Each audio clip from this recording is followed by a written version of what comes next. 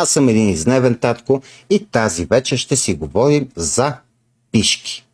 Точно така. За пишките на нашите любими момченца, които стават обект на едно доста неприятно нещо, наречено забелване. Това е медицинска практика, която се случва все още у нас и в няколко други държави, които са били отвъд желязната завеса, при което медицинско лице, в добрия случай, някоя доброжелателна баба или леля в лошия, насилствено издърпва назад кожичката, препуцилма на момченцето с ушки медицинска идея. Нали? За по-добра хигиена, пазало от намси, квоси. Това са глупости.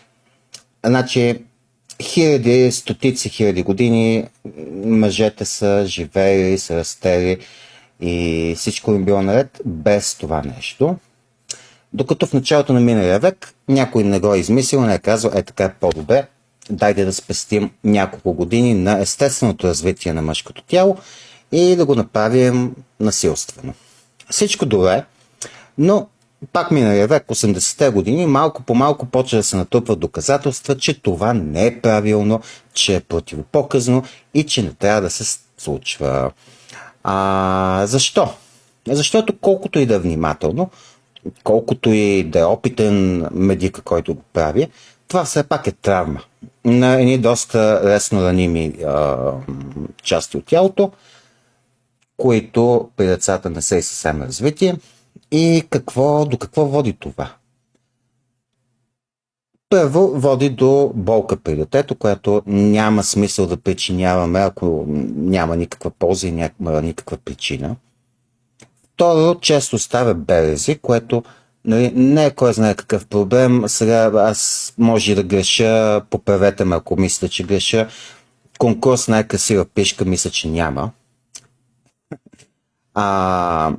В някои случаи обаче, в по-късен етап, когато момченцето стане сексуално активно, това може да доведе до едно състояние, наречено фимоза. Фимозата е когато препуциума, кожичката не е достатъчно еластична, не се разтяга добре, особено при ерекция. И нали, това респективно води до болка, до разкъсвания, понякога, ако станат по-големи манички, до инфекции. Лекува се, може да се пробва с различни кремове да се маже момчето, може да реши да си спести маките и просто да отида да го обрежат.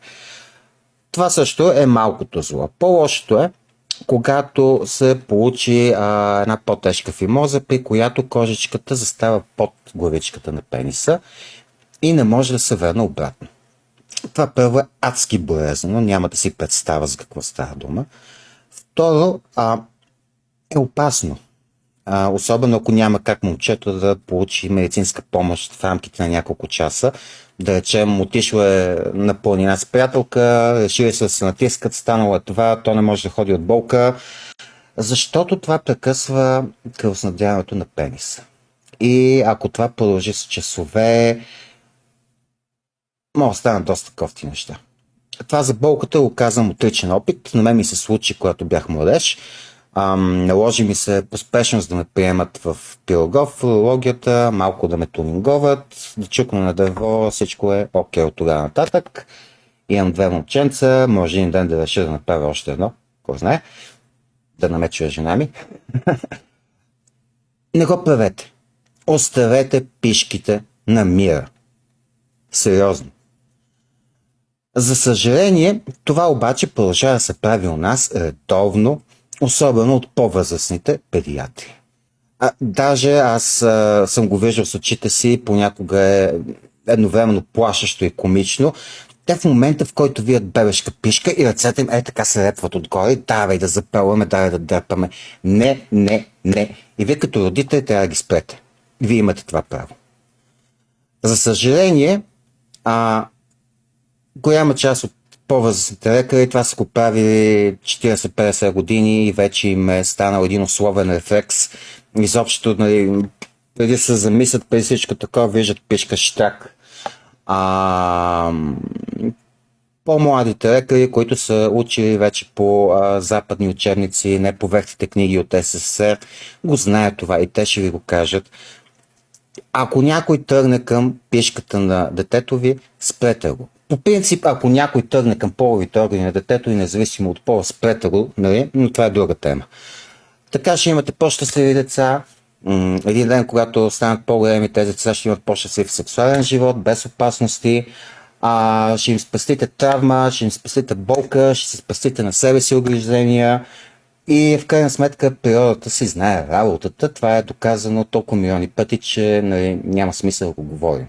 Все пак знам, че у нас е почти религиозно вярването на голяма част от родителите, поне на моите години малко по-млади, че това е правилно. Хора, не е. Не е.